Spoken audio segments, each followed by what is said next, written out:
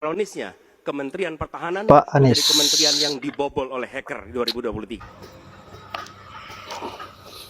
Dulu itu ada seekor anjing itu ngomongnya gini deh. Percayakan data Anda kepada kami. Kami akan menjaga data-data masyarakat di negara ini dengan aman. Jadi nggak usah takut. Dengan meyakinkannya, si anjing ini berkata seperti itu di depan media, dan media sialan itu memutarnya berkali-kali setiap hari selama beberapa hari ke depan. Sekarang kutanya, di mana kau sekarang, Jing, setelah data-data kami bisa diretas oleh hacker-hacker yang tidak bermoral itu? Woi, anjing, kemana kau sekarang? Sempat data aku dicuri oleh hacker-hacker itu karena kelalaian kerja-kerjaan kau semua yang ada di situ. Dunia akhirat aku nggak rela. Aduh, ngeri. Nggak percaya kau, kuserahkan hisapnya di hadapan Allah kelak. Memang anjing, kau menjilat aja kerja kau semua. Ya beginilah kalau ngangkat menteri bukan karena punya kemampuan di bidangnya. Ngangkat menteri atas dasar balas budi. Betul bang. Sesuai itu dengan namanya Budi Aris Setiadi.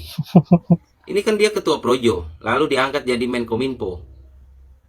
Akhirnya kan kelihatan gak becus kerja. Semua jadi berantakan. Belum selesai kasus judi online, ya kan? Sekarang tambah lagi masalah data negara dicuri hacker. Lalu minta tebusan 131 miliar. Mereka menyerang perangkat komputer dengan virus ransomware. Ini bukan kecelakaan, tapi kebodohan nasional yang terus dipertontonkan. Udahlah ya, mundur aja tuh dari jabatan ya. Betul, mundur aja. Mundur. Gak becus. Itu pun kalau Anda masih punya rasa malu, Bung. Ya, lebih baik mundur aja, mundur. Pak, boleh minta tanggapannya tentang yang diretasnya Pusat Data Nasional itu, Pak? Oke, itu saya jawabnya. Saya sebagai salah satu petinggi dari Koinfo ya, saya kan sangat menguasai bidang ini kurang lebih lah ya. Ya, saya kira-kira ya lumayan ngerti lah. Yang sangat saya bingungkan, karena kita dari Koinfo itu sudah melakukan tindak pencegahan yang paling mutakhir. Kita sudah ngomong dengan tegas, dengan tegak, dengan melotot, dan telunjuk ngacungkan. Kita sudah bilang ke hacker, hacker tolong jangan dihack, hacker tolong jangan dihack, hacker tolong jangan dihack, swiper jangan mencuri, swiper jangan mencuri. Itu udah tindak pencegahan yang paling mutakhir di dunia ini. Tapi masih ke hack juga. Ini menurut saya salah dari perguruan tinggi ya, karena perguruan tinggi yang disalahin. Fakultas tentang Siberian Husky, siber keamanan. Sama ini juga menurut saya bukan kesalahan dari Koinfo dan lembaga-lembaga pemerintahan, tapi lebih kesalahan dari masyarakat ya, yang kurang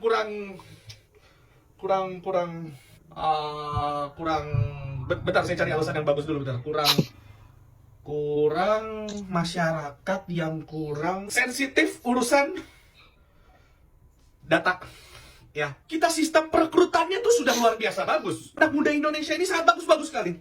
Tapi sistem perekrutan kita adalah sistem surprise namanya. Jadi anak muda menguasai ini, tapi mereka yang bagus-bagus malah tidak kita rekrut. Surprise. Yang saya rekrut adalah orang-orang yang ya umurnya udah agak lanjut, agak tidak mengerti apa-apa, tapi bisa dikondisikan untuk korupsi. Korban waktu Idul Adha. Iya,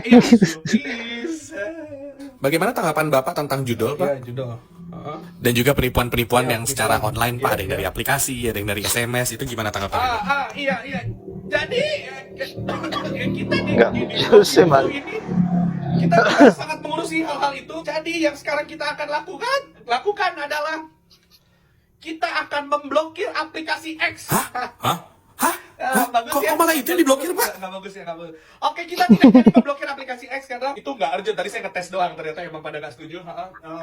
Coba 3 bulan lagi, tanya saya lagi urusan ini. Mungkin saya ada jawaban yang lebih. Aduh, pusing. Iya, ini kan peretasan ini motifnya non-state ya, atau ekonomi. Di sini saya sangat bersyukur ya. Saya sangat bersyukur. Bersyukur kenapa? Bapak bersyukur kenapa? Saya sangat bersyukur yang diretas bukan history website. Bukan. Maksudnya ya ginilah, emang keadaan kelihatannya buruk. Tapi lihat sisi baiknya, ada yang bisa disyukurin. Kayak lagu itu, syukuri apa yang ada. Hidup adalah nggak mau nyanyi ya, disyukurin aja.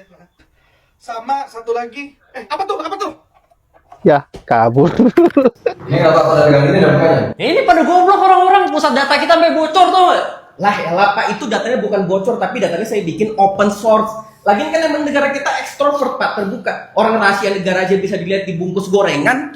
Emang respect gue lo keras, respect gue. Karena gue pintar. Enggak, karena lu satu-satunya orang India yang nggak ngerti IT, tuh nggak? Minggir lo. Lo ada ide nggak? Lo ada ide nggak? Saya juga bingung Pak, di sini orang-orang nggak ada yang ngerti IT. Oh, emang lo ngerti IT? Ngerti dong, kan saya ngasih Windows Defender. Ini nih jadi ya kalau kantor isinya boomer semua, referensinya masih stuck di zaman Orba, tau gak lo? Nggak, menurut gue ya, kita harus ada pembaharuan di kantor ini. Gue nggak mau isinya boomer semua, gue pengen isinya Gen Z yang ngerti teknologi. Oh, jangan Pak. Oke lah, mereka yang pegang, cyber kita secure. Tapi mental mereka insecure, Pak.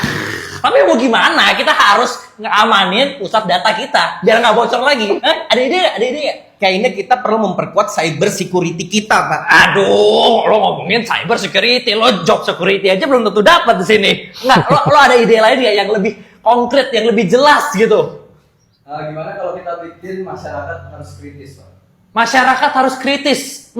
Setuju, bener. Masyarakat harus kritis. Buat apa kita yang mikirin? Mendingan masyarakat yang mikirin masalah kita. Oke, yaudah kalau gitu bulan depan siapin hotel di Bali 10 hari yang paling mahal ya.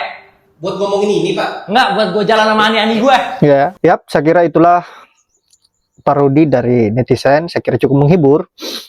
Dimana lagi-lagi yang mendapat sindiran menohok dari netizen ini adalah Kominfo yang saat ini lagi-lagi mendapatkan permasalahan karena diserang oleh hacker.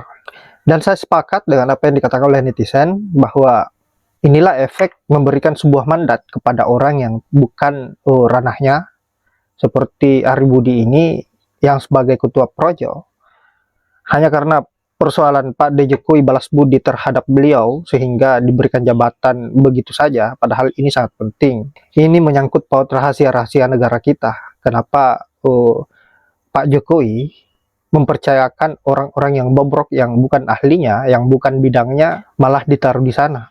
Seharusnya ketua Projo ini dijadikan saja tukang sapu, karena pekerjaan ini tuh sesuai dengan dia dan itu tidak berat buat dia karena tidak berbicara persoalan teknologi. Dan kalau 58%, jangan salah kalau kita selalu mengait-ngaitkan persoalan info ini dengan Pak D. Jokowi, ya, karena menteri ini hasil dari telunjuk Pak D. Jokowi. Beliau adalah anggota dari Pak D. Jokowi, beliau adalah orang yang memenangkan Pak D. Jokowi dan diangkat oleh Pak D. Jokowi karena berhasil memenangkan beliau di tahun 2019. Baiklah sahabat-sahabat, sekiranya itu semoga ada manfaat dari video yang saya terima kasih sudah menyempatkan diri untuk menonton dan semoga kalian sehat selalu.